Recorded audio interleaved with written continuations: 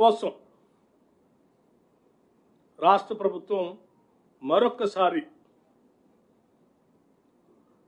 enumeration చేపించుకోవడానికి ఈ left over ఫ్యామిలీస్కి ఫిబ్రవరి 16వ తారీఖు నుంచి 28వ తారీఖు వరకు